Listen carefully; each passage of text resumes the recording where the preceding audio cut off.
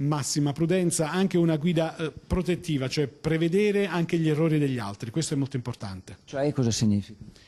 Vedere chi ci anticipa e chi ci segue, controllare bene gli specchietti sia laterali che quello posteriore, tenere una destra rigorosa perché alcuni incidenti si sono verificati per errata posizione sulla carreggiata. Se un automobilista vede un'altra auto che sfreccia a velocità eccessiva, fa manovre azzardate eccetera, è giusto segnalare, chiamare, avvisarvi? È sempre giusto segnalare i numeri di pubblica utilità 112 113 sicuramente, però ripeto anche guida protettiva, non entrare mai in competizione, lasciarsi superare se vediamo qualche guidatore aggressivo alle nostre spalle, quindi non entrare in competizione, molta tranquillità, serenità e guida protettiva, come dicevo. Fermarsi, dare una mano, insomma, qual è un po' la condotta giusta per un automobilista? Sì, sicuramente un principio di solidarietà generale, ma che è previsto e imposto anche dal codice, quindi fermarsi, prestare assistenza anche se non si è direttamente coinvolti. Se si è direttamente coinvolti le responsabilità penali sono molto importanti,